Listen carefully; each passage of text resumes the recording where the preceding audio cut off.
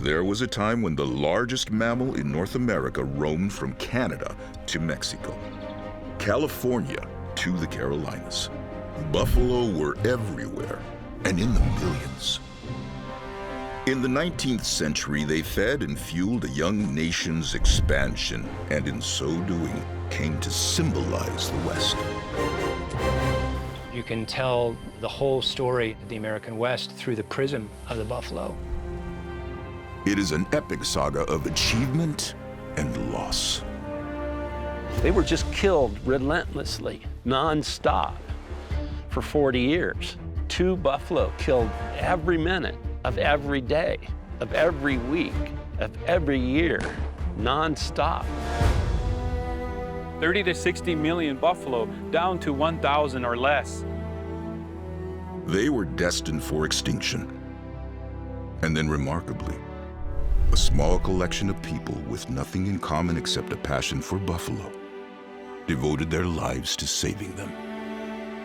If they hadn't have stepped in at the 11th hour, and it was the 11th hour in the 59th minute, the bison could have very easily gone extinct.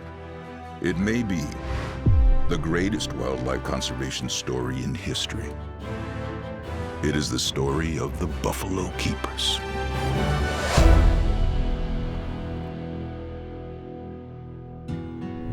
Less than 200 years ago, millions of buffalo blanketed the continent. Today, their numbers are a fraction of that total, 500,000, and yet, somehow, they still seem to be everywhere. We name cities for them, put their likeness on state flags, coins, monuments, sports teams. They belong here. There's no other way to look at them except as iconic. They're so majestic. They represent all the things we want to be, right? Wild, free, and honorable. Buffalo, or bison as they are known scientifically, are massive animals.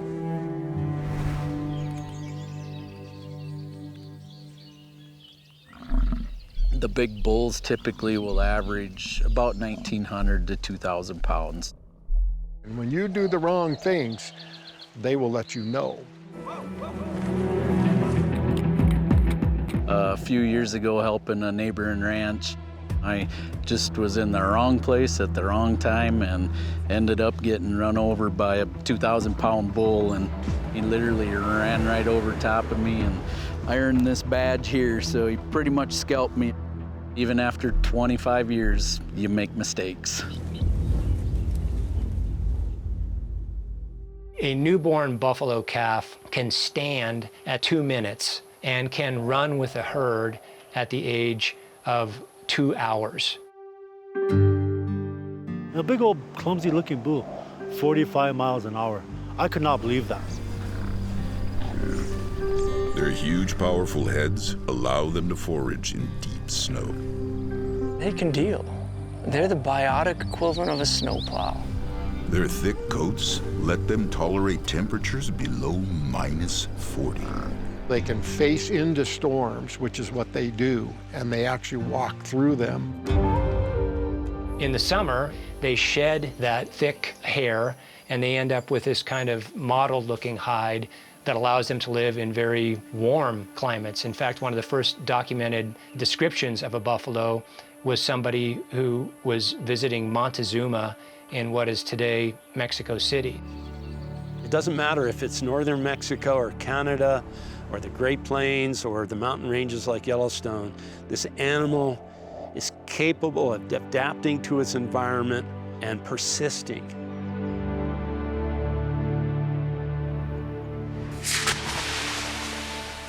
When Lewis and Clark first explored the vast western frontier, it was teeming with buffalo. There are 707 references to buffalo in Lewis and Clark's journals. The buffalo was clearly something that captured their imagination. Buffalo had been here for thousands of years, coexisting with the continent's first people. We call ourselves the Buffalo Nation. The buffalo is our relative. When you love a relative, then you take care of that relative. We tried to utilize the whole thing to pay honor and to give thanks and to show our appreciation. The buffalo was like the Walmart of today. First and foremost, it was a food source. It was something that allowed us to live. They provided shelter. 15 buffalo hides made a teepee. The horns were used in ceremonial purposes. Even the droppings of the buffalo utilized for fuel. The buffalo means everything to us. Our shelter, our clothing, our spiritual items, our toys for our children. Bison sustained our lifestyles for tens of thousands of years. They give up their lives so that we can sustain ours. Buffalo also sustained another group, Euro-Americans, migrating across the country and out to new territories. In the second half of the 19th century, somewhere around 400,000 people struck off west. They traveled 15 to 20 miles a day, a grueling 4-month trek for those heading all the way to California. The plains was seen as the great American desert. No one really wanted anything to do with it. Just imagine how alien that world would have felt to you and how desperate you would have been to get across it, out of it. As you're traveling, living off of beans and an old flour that, by the time you got to Wyoming, was probably starting to get mealworms in it. They saw fresh meat as a lifesaver. The flow of migrants pouring west dramatically increased with advancements in travel. The rutted tracks left behind by wagons were replaced with a new kind of track. Building railroads took huge amounts of labor, and those huge amounts of labor needed to be fed. Wherever there was a train track being built, wildlife were decimated. A crew that could be in the hundreds or thousands, consuming huge quantities of food every day. They hired hunters like William F. Cody to feed their crews. As a boy, he's a Pony Express rider. He's a scout for the U.S. Army. He hunts buffalo to help feed the railroad. He's a real-life frontiersman. At about this time, William F. Cody began using the name Buffalo Bill. The problem was another hunter was doing the same. Buffalo Bill, Comstock. The two Buffalo Bills agreed to a contest. Who could shoot the most buffalo in a day? In just 8 hours, Comstock killed 48 buffalo. But William F. Cody killed 68 and won the name Buffalo Bill. Buffalo Bill bragged about how many buffalo he killed. Anybody who cares about buffalo doesn't do that. Hunters like Buffalo Bill were not worried. They saw what appeared to them to be an endless supply of game. There's a description that I like about the whole prairie looking like a single hide. The scale of it was unimaginable until people had seen it. It led very directly to a notion very firmly entrenched in this era that there were so many that it would be impossible ever to destroy them all. But in just a few years, advances in technology, travel, and an insatiable desire for hides spells doom for the buffalo. Buffalo Bill Cody became America's most celebrated buffalo hunter, earning a reputation as a prolific hunter for the Union Pacific Railroad. His kills fed their crews.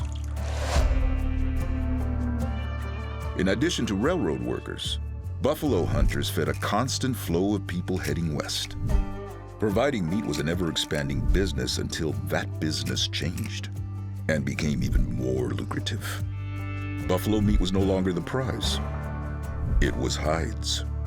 That shift proved to be catastrophic. There's really a perfect storm of elements that ultimately results in the demise of the buffalo. It started with fashion.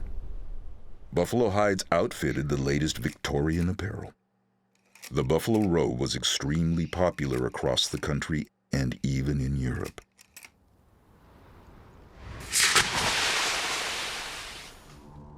The demand for hides intensified with a breakthrough by a Pennsylvania leather tannery. Every factory has machines that are driven by belts. They develop a technology that allows them to use buffalo hide to make that kind of industrial leather. Buffalo hides were stronger, more durable, ultimately more valued. That opened an entire industry of just taking the skins off the buffalo. The demand for hides exploded. To meet it, hunters had to improve their methods. There's all sorts of firearms in the West, of course, but not all of them can chamber large rifle cartridges. There was the development of a highly accurate long-range rifle called the Sharps, perfect for killing buffalo with a single shot at long range. The Sharps is stronger. The falling block, that action is very strong, so it can hold the high pressures of increased powders. The Sharps bullet has 70 grains of powder behind it. That gives you a lot more effective muzzle energy, which makes it a much better rifle for hunting buffalo. Just imagine the power to reach out that far and knock down something that big. We put these machines of destruction in the hands of a bunch of people who didn't really know what they had. It was a disaster. I don't exactly want to defend what they were doing, but it is important to point out that their frame of reference was very different from ours. When these people first came out west and saw these herds of buffalo that stretched from horizon to horizon, it appeared to them that this would last forever. Many hunters were former Civil War soldiers who knew how to handle a gun and desperately needed work. Others were drifters and adventure seekers. The buffalo hunters would be kind of a rough crowd. They'd be something that we would probably have a bit of cultural shock if we landed in their camp.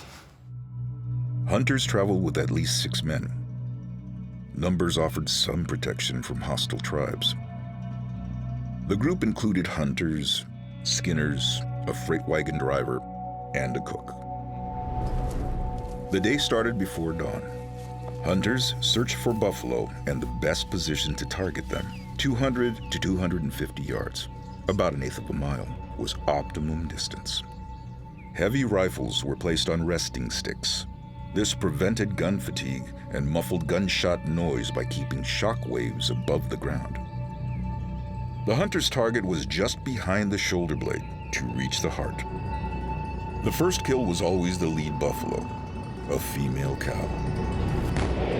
Hitting the leader confused the herd and kept them in place longer, extending the hunt. They could have a stand where they could kill up to 50, even above 100 animals in just one setting. After the kill, hunters called for the skinners. The skinners were the group that you did not want to sit next to in the saloon. These were the guys out in the middle of the plains there, skinning animals. It was brutal, bloody work. It was also critical.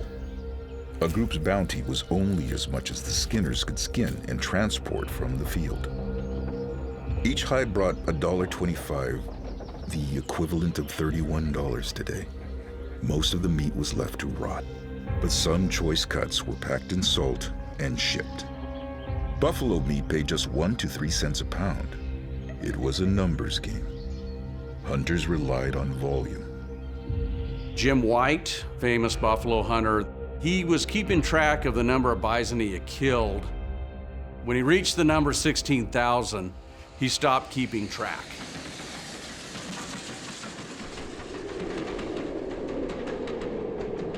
The railroads were the #1 cause for the vast decline of the bison population. Before the arrival of the train, there was not industrial scale hunting of the buffalo because there was no way to efficiently transport the hides. A buffalo hide could weigh 50 to 100 pounds, so they were very difficult to transport. Buffalo were slaughtered in record amount. Their hides constantly shipped out on trains. Railroads, basically, you can envision them as these great tentacles coming out of the urban areas that are growing tremendously, drawing all of the natural resources it can get its hands on. The Northern Pacific Railroad arrives in Montana in 1881. In 1882, the railroad transported 200,000 hides from Montana back to the east. Passenger trains brought Americans west, often presenting riders with their first glimpse of buffalo. It was a long, arduous trip, so they oftentimes interjected certain types of entertainment. There were people on board that this is the first time they've seen the West. This is the first time they've seen these unique animals. One of the tricks they pulled was to begin to shoot these animals for just sheer thrill and sport. The railroads promoted hunting by rail. Passengers were given guns and encouraged to participate. And unfortunately, that meant firing from the trains into these vast herds of bison and just leaving them on the plains to rot. It's below the dignity of humans, we'd like to think.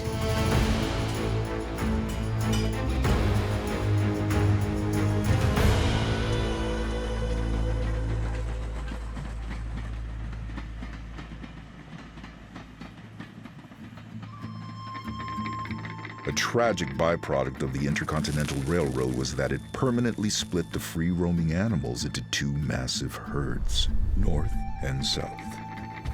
Once bifurcated, the herds were further cut down. The plains, once darkened by buffalo, were now bleached with bones.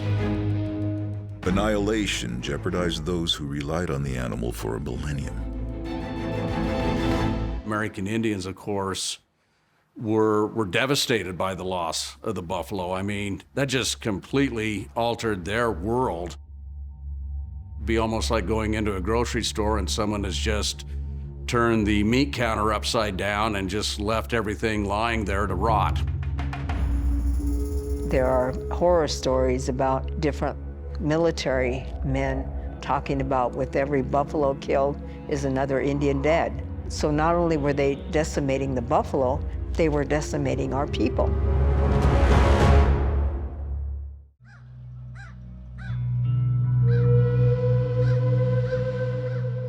They just went away. They were just killed relentlessly. The shock was that it all happened so fast. 30 to 60 million animals, down to 200 to 400 animals. There were so many bones scattered across the prairie that there was a small industry of bone gatherers. They were ground up and used as fertilizer. Scavenging for bones was labor-intensive and low-paying. It relied on volume. A ton of bones earned just a few dollars. Trains that once carried meat and hides now transported bones. To the very end, the last vestiges of buffalo were exploited, monetized, and shipped away forever.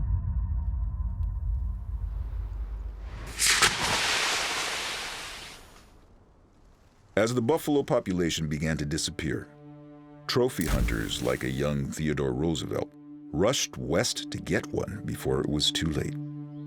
He liked to shoot and kill things. He wanted to bag anything, anywhere he could. It was central to Theodore Roosevelt's identity. The first hunt was an ordeal. He proved to his guide very quickly that he had a lot of endurance. By the time all was said and done, his guide was just exhausted.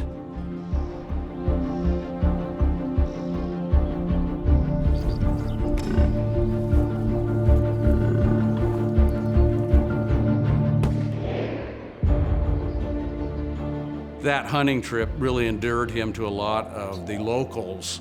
And when he returned later, he was able to basically rub elbows with them in a way that many Easterners were unable to do because of their standing.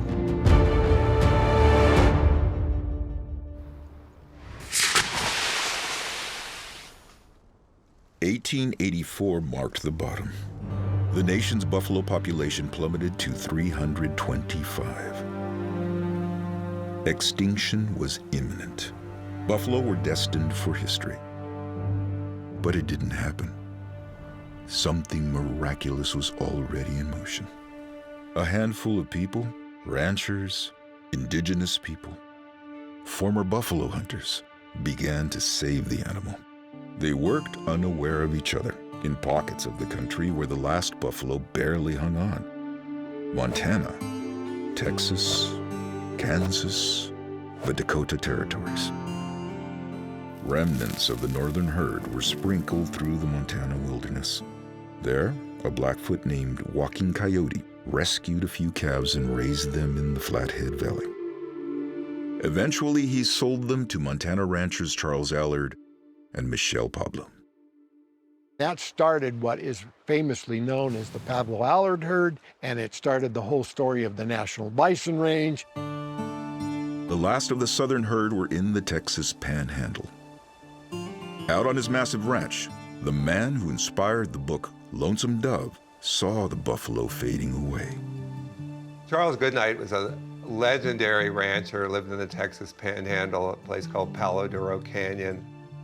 He recognized the loss of bison in the southern Great Plains, but his business was raising cows.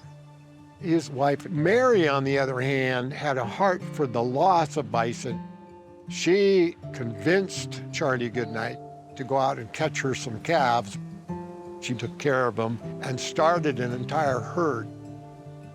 The last of the southern buffalo were saved by Mary Goodnight. In Kansas, a former buffalo hunter acted on his remorse. One of the savers of the bison was Charles Jesse Jones, known as Buffalo Jones, and he felt guilty about playing a part in wiping out the great herds. Jones cobbled together 14 calves from across the plains. Eventually, at one time, Buffalo Jones had the largest private herd in the country, 150 head. And in the Dakota Territories, a Scottish-born rancher named James Scotty Phillip lived on the Great Sioux Indian Reservation with his indigenous wife, Sarah. Scotty Phillip bought 74 buffalo. Over the course of the next decade, he raised his herd to 1,000.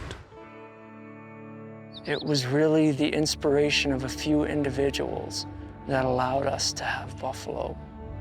If it weren't for those people, we would have lost them.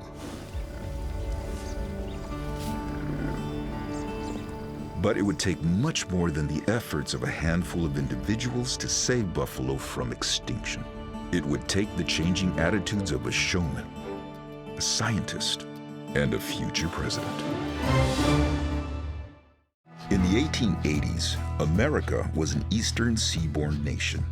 Only 2 of the country's 20 largest cities were west of the Mississippi, St. Louis and San Francisco. The American West and its signature animal were unknown to millions. Efforts to save buffalo started with introducing them to the entire nation. In 1883, the same year Theodore Roosevelt went on his hunt, Buffalo Bill's Wild West show debuted. The man once known for killing buffalo would soon be responsible for popularizing them in American culture.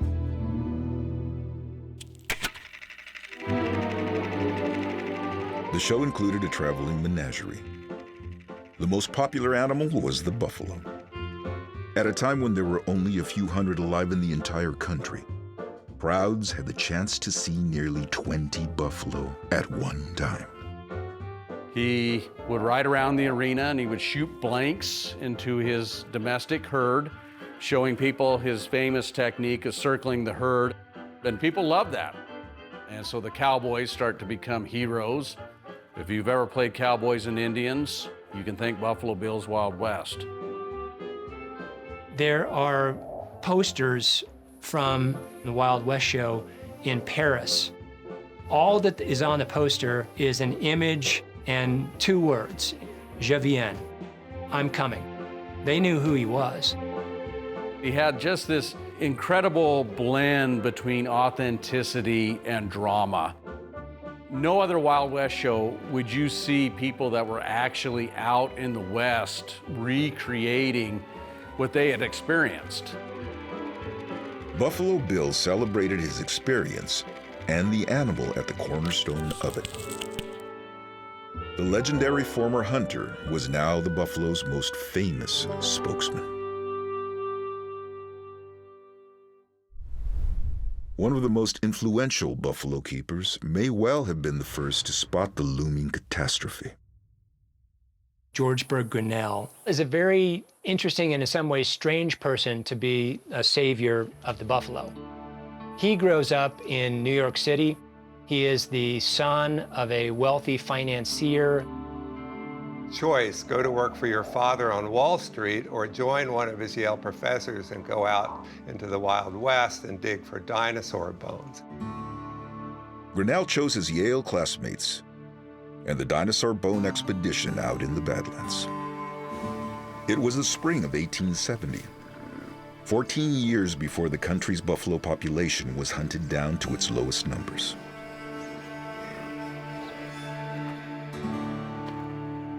They find dinosaur bones all over the place. What it showed George Bird Grinnell is that extinction could happen. And so most people thinking, there's so many buffalo, they could never be destroyed. Grinnell is out there seeing these skeletons and realizing that something like extinction is possible. Grinnell's gift was influence. He used it to eventually win over the most powerful man of his era, Theodore Roosevelt.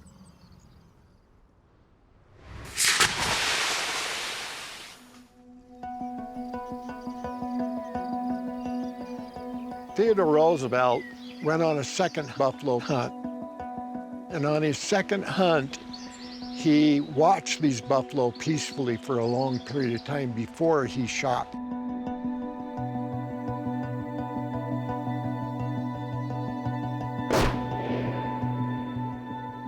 He was very much deeper in thought about this, and he was borderline remorseful. It had a huge impact on him in terms of his interest in growing the conservation movement, saving wild animals, saving wild places. And it was an important epiphany for him as he matured. Roosevelt and Grinnell joined forces to save the buffalo. One of their first goals was finding safe refuge for the animal. Back in the early 1870s, the United States government set aside a beautiful but remote section of the Wyoming territories. The land was part of a new concept, the first national park. Yellowstone was so remote. When the buffalo were wiped out virtually every place else, there still was a small vestige of wild buffalo that were left in the park. There was this huge demand for stuffed buffalo heads.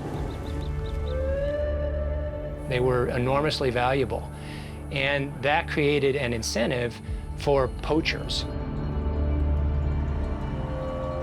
Unfortunately, creation of a national park didn't do anything to protect the park and stop the exploitation of the resources there. They were living off of the park. There's a lot of devastation going on, and at the time, the federal government had not set aside any money really to protect it. We had a group known as the Bottler Brothers, and one season alone, they had killed over 2,000 animals around the park and in the park. It was just a free-for-all. George Bird Grinnell, who was the publisher of a magazine called Forest and Stream, along with his contemporaries like Teddy Roosevelt, were trying to create protections for Yellowstone National Park, in part because they wanted to protect this last vestige of wild buffalo. Grinnell sent a reporter into Yellowstone in the winter of 1893. This reporter happened to bump into a squad of United States cavalry soldiers. They had just captured this poacher, an infamous guy named Edgar Howell. And with Howell were severed buffalo heads that he had poached.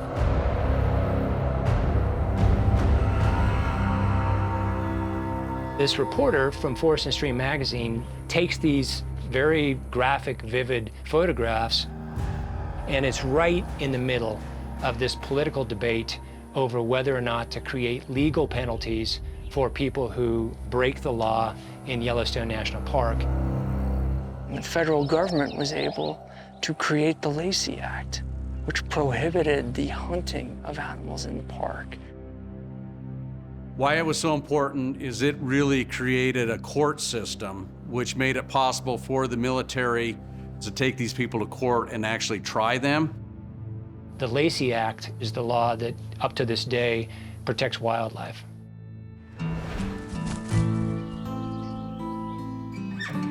Yellowstone National Park became the animals' first and most important refuge. We started with 3 bulls from the Goodnight herd in Texas. Over the course of the next 50 years, we would start releasing the ranched buffalo out to join the native herd. Yellowstone was now a safe haven. But one sanctuary was not enough. Buffalo needed a lot more in all parts of the country.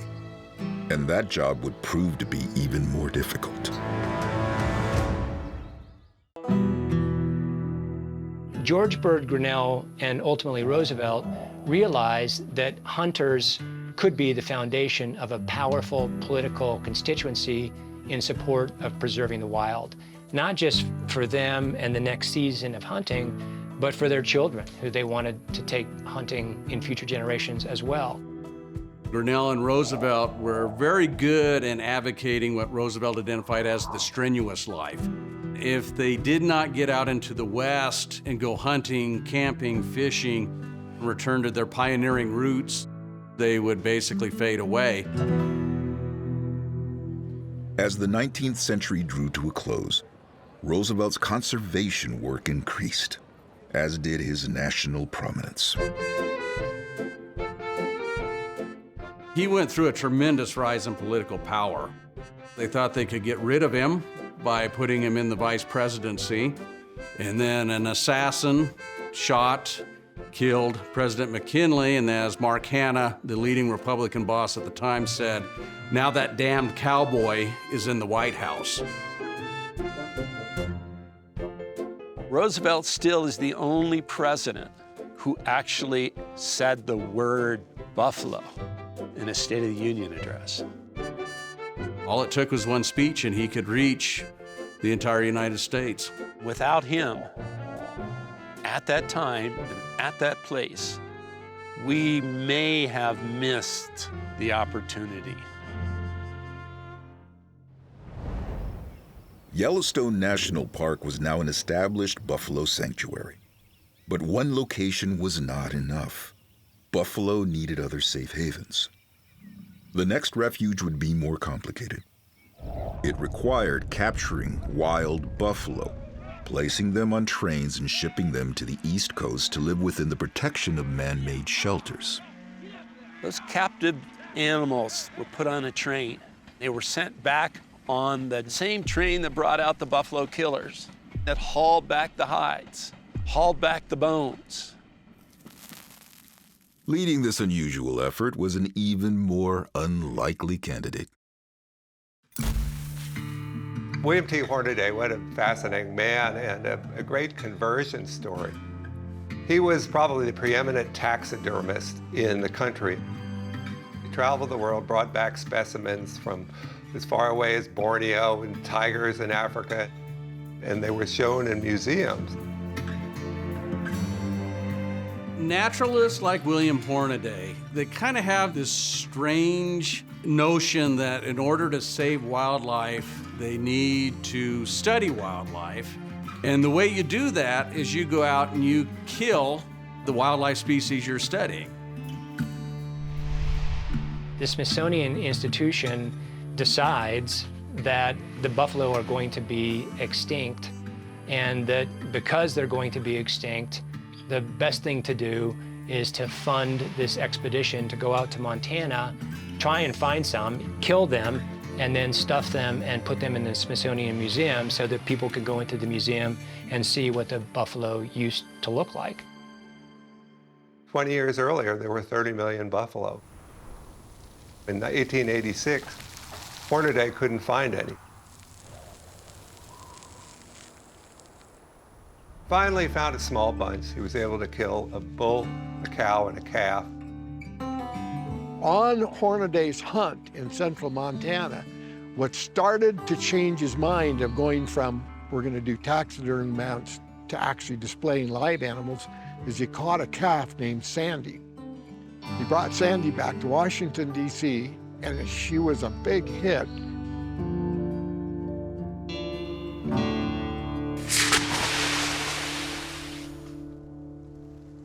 Grinnell and Theodore Roosevelt decided we need a zoo in New York. So they started something called the New York Zoological Society, what is today the Bronx Zoo. They collected animals from all over the country. One of the first displays they created was a bison display. Hornaday is now the director of the Bronx Zoo. They used that zoo really as an incubator to raise bison so that the species wouldn't go extinct. There were bison from Hornaday Zoo that then were sent west to restock the American West, so it's a great full circle story. I think the effort to preserve bison is a tremendous success story, and I don't think we'll ever see what we've witnessed before at the end of the 19th century where they were nearly wiped out. Buffalo conservation work continued into the 20th century. In 1902, Yellowstone bought 21 buffalo from private owners. These buffalo were raised separately from the wild herd. Years later, they were successfully mixed into the park's free-roaming population. By 1954, there were roughly 1,300 buffalo in Yellowstone. By the 1960s, we took down the fences and we said, this is the place for you to be wild in North America. The bringing of animals back from captivity to put them back on the land at scale is unprecedented in human history. Today, there are more than 500,000 buffalo living throughout America. Now there are animals on state lands, federal lands, county lands, Department of Defense lands, tribal lands. But the vast majority, nearly 90%, live as livestock on private lands. That is kind of odd, right? Like, how do you save the buffalo? By eating them. Everything has to pay its way. There's no getting around that. I wish that were different, but it's not. So if you want to have buffalo, you got to find the value, this kind of value, in those buffalo. Land is not free. And to do it correctly, it takes a lot of land base. It's about 35 acres per animal is what we feel they need. We gotta find some way to live in balance with those wildlife populations. I'd hate to see our life be boiled down to our only experience with nature and wildlife is our backyards. There are nearly 5,000 buffalo in Yellowstone. They represent America's largest free-roaming herd. Yellowstone also has the distinction of being the only place where buffalo have lived continuously since prehistoric times.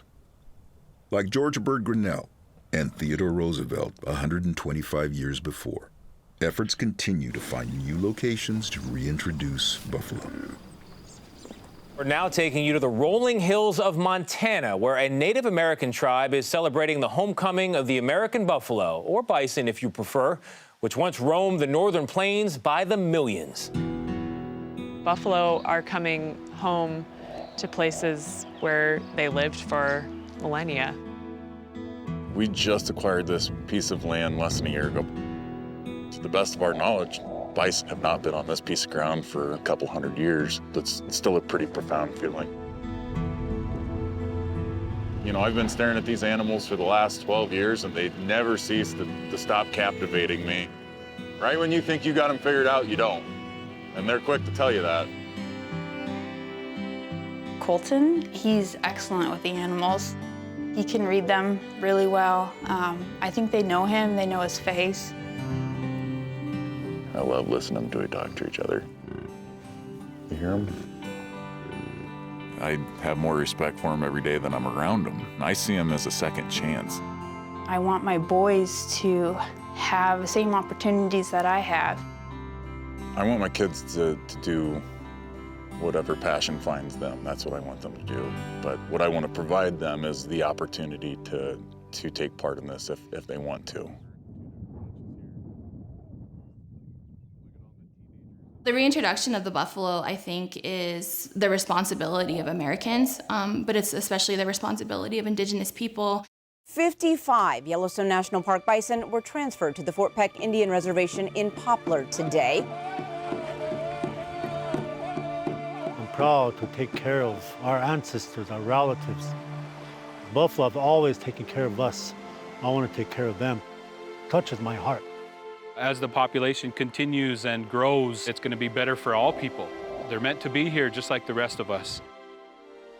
As long as there are buffalo on this earth, there will be Lakota people.